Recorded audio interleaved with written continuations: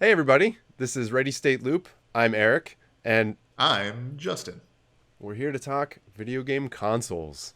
and what we think of the new PS5 and Xbox Series X. Just real quick comment, I may call it the XSX or just the SX at some point That's tricky. because yeah. Yeah, so today we're going to look at both the PlayStation 5 and the Xbox Series X, or the XSX, to give our feedback on what we think of the design, the aesthetic design, what kind of interesting functional approaches that both Microsoft and Sony took towards designing their systems, perhaps some of the rumors surrounding potential future consoles that are based on the same architecture. Let's take a look at the way the how people receive the aesthetic design to it, because both took very different approaches.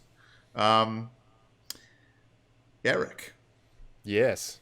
what do you think about the PlayStation and the Xbox? Well, it's difficult. The first thing I'll say is that they are both very large. These are sizable boxes compared to previous generations. The Xbox Series X was shown to also be okay on its side, and it just looks super goofy that way to me. I can't imagine it fitting. The size of it looks like a full blown audio receiver, and I just don't have it. It won't fit vertically in my space. So there is that. The PlayStation 5, I can find a way to fit that in, even though it's wide. My entertainment console will work better. My entertainment setup, but yeah. How about you? What do you think?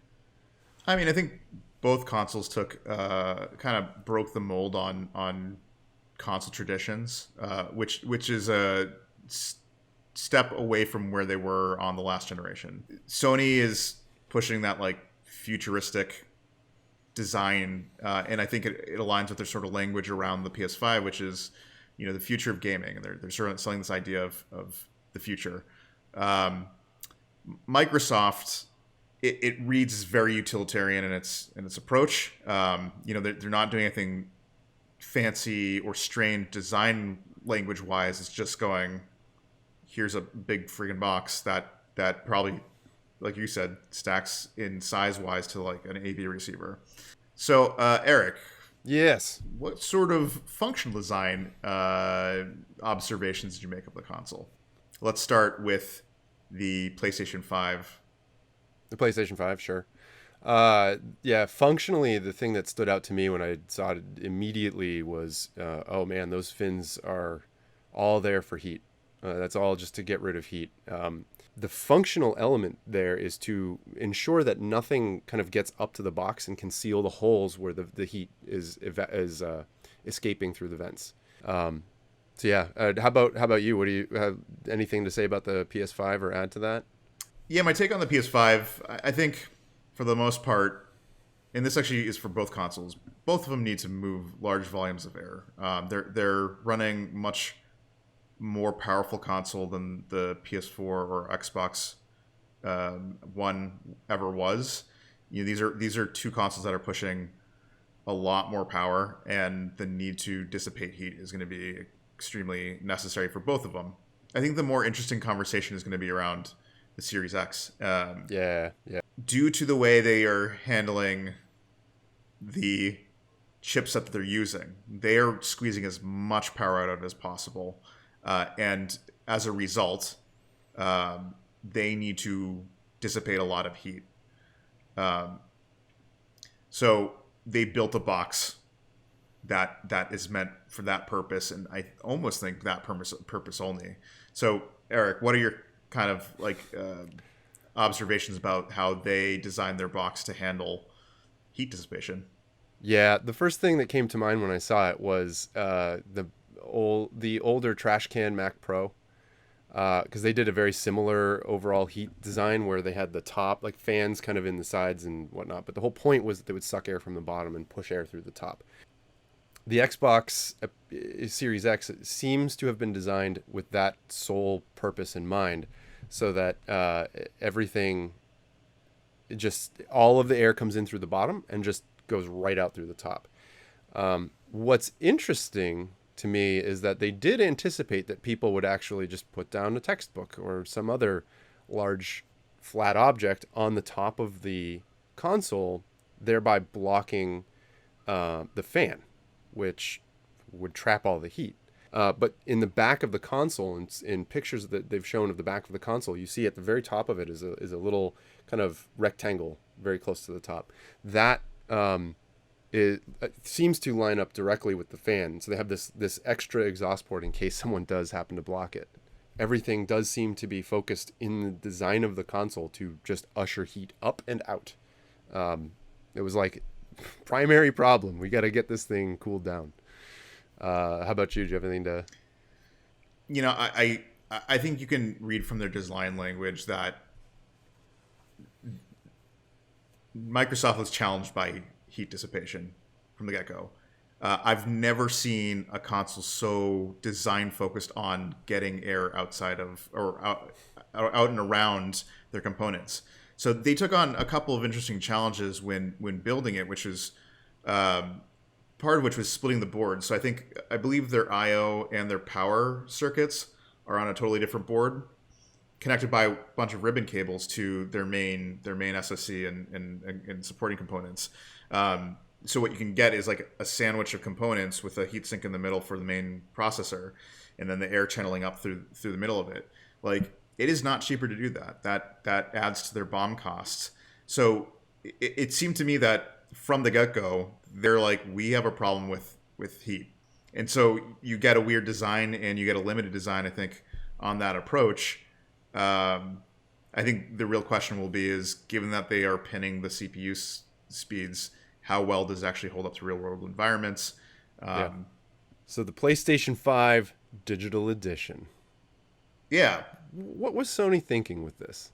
The PlayStation and Xbox are going to be dealing with a price challenge, which is like, where is the price level in which people are going to start like not be as willing to buy it because it's beyond their budget. So Sony's dealing with that challenge, which is I need to have the base configuration of the PS5, but offer it in different prices so that if the ideal console, which would be the one with a disc, has to price at whatever $500-$600, we can offer something that's going to be priced in cheaper than that. Yeah. Do you have any takeaways similar, different than that? Basically just that, if they're going to cut corners, I like that they're just removing the drive.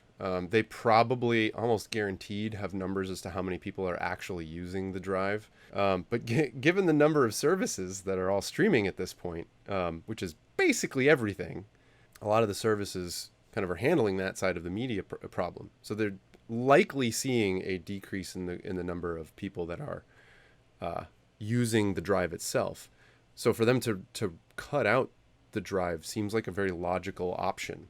I think that this is a good step and a very smart way to, as you said, allow for people who can't quite afford the flagship model to also enter into this next generation of console playback. Anyway, how about that then, Lockhart? Let's talk about Lockhart. Yeah, because what are so Microsoft's rumored Lockhart? We've got the they found the code name in some code. What are the rumors associated with this that the kind of rumor mill has churned out? Yeah, I mean, I think the most plausible explanation here is that because Microsoft is pinning their CPU and GPU speeds, they will likely have a much larger yield of failed chips because they need to handle a certain amount of heat. And so that means as they're producing the Xbox Series X, they may be dealing with higher chip failures than Sony does because they're not pushing their silicon as hard. As a result, they may be looking at these failed yields and say, well, we can shut off X amount of processors on this or X amount of CUs on the GPU. Yeah, cores, yeah. In order to get a usable processor out of this. Just to be clear, the way that what Justin was talking about there with the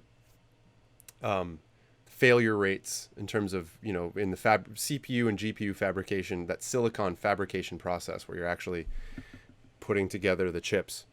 You kind of always have this top tier target where you put together this whole silicon wafer, and then you cut out all the chips from that. Some of those will work and some of them won't. It's just due to impurities in the process and how it comes out. It's typically known as the yield, and is how many could, when tested, pass all the tests. And you might find that one chip, for instance, one core just fails. It just can't pass any of the tests. In that case, they typically have a way of shutting off access to that core and leaving the other however many cores still running. So in the case that they have a decent yield of the main processor, they still will have some that are not quite up to quality. They can't run at 100%. So, however, if you create a second SKU that doesn't need 100%, it only needs, say, 70% of the total available silicon to be running at max full speed and efficiency, then you have the ability to continue to sell that instead of throw it away. And that is the idea here, that Microsoft is not only potentially offering a lower spec model that is still considered in, I guess, a Series X or a Series, whatever, this generation, but less of their total cost of the fabrication process of creating the CPUs and the GPUs is just going into the trash, which actually will drive down the cost of each GPU and CPU combination overall. The downside is that as a developer, when you're targeting to build for this generation of Xbox, it becomes very difficult to say, I will target the Series X, the highest performing one.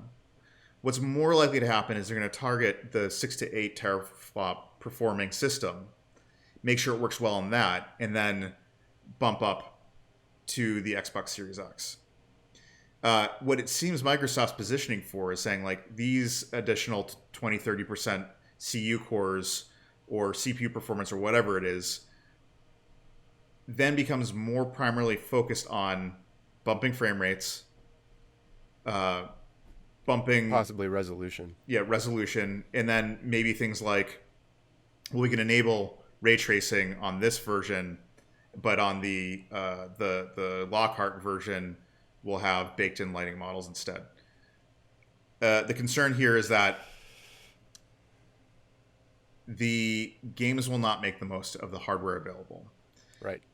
With the PS5, you can target one set of specifications and make the best performing game. And you, as a developer, can go, we don't need to target 60 frames a second at 4K. Or we don't have to target 4K. We want to target 2K at 30 frames a second, but we're going to make the most rich looking environments possible. We're going to have particle effects and all this other stuff. And that's how they're going to choose to allocate the available horsepower. Yep. On the Xbox, you cannot do that. You have to target that additional, 2 to 4 teraflops of extra processing data that is the difference between the two console SKUs, are primarily allocated only for boosted frame rates, boosted resolution.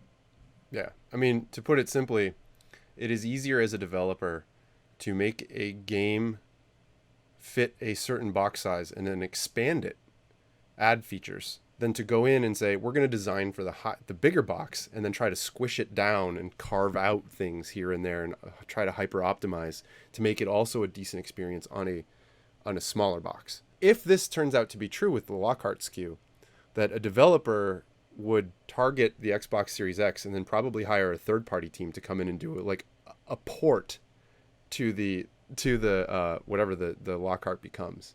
And then they just become fundamentally different experiences. I would fear the Lockhart as a console would end up running into this issue, like where you'd have just like a version of the game that just wasn't even in parity with the experiences that you were having on the PS5, digital or non-digital edition, and the Xbox Series X. Yeah. I think it has some pretty weird implications for what a new console generation means. Right. I mean, and to be clear, if you say like, oh yeah, this has got less cores available and it has slower CPU, but it only allows 2K rendering instead of the full 4K, and that's why there's that difference. That doesn't account for everything because these um, CUs, the compute units, are not just used for graphics. They're also usable for any number of other thing, and for transforming of asset data, for doing any sort of complex AI, even related stuff. There's many different use cases. Physics calculations, Yep. that sort of thing. And the ability to run a simulation may be dependent on having a certain number of compute units. And if you're constrained by that and your minimum spec target becomes the 1S, then the 1X, like, great, you have extra cores that, for instance, in a physics simulation, you can't really make use of in a gameplay meaningful, maybe in background graphics, but not in a gameplay meaningful standpoint or sense, because then you're having a different experience for your two different player sets playing theoretically the same game on their same generation console. And I think there's one extra thing to say here, which is if they approach it with two consoles that perform at significantly different levels,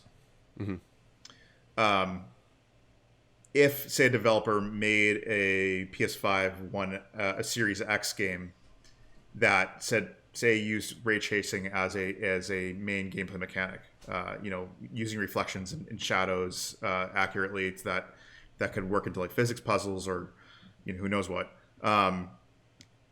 As a developer, if you were being forced to support the Lockhart hardware as well, you may have to significantly rethink your game in order to support that hardware, which, it starts looking more and more like, yeah, it's good idea in theory because it gives people buying options, but I think it's a bad precedent to set for the next generation because it really limits people's options or game developers' options when it comes to how they can push design forward. Which is why, like, if these two consoles came out and they were like literally neck and neck on all the features, hell yeah, because then like all the third-party games are going to be like, oh great, well maybe have to wait for PCs to catch up on the hard drive speeds, but like we can at least release these games on these two consoles and we're going to make sure that both sets of players are going to have an awesome time. And that's some of the theory that goes into the first party game development, where Sony can say, you are making this for one platform, optimize, or Microsoft and Nintendo, anybody. But yeah. So we'll see. I suspect at the July 23rd event, which is coming up, they'll elaborate more on their approach to this. Yeah. But we'll see. All right. There's probably not much more to talk about until we get good. more information. Sony's still mum on a lot of its details, which I think we'll be hearing more about in their announced August showcase. Microsoft will probably give us more to talk about after the 23rd.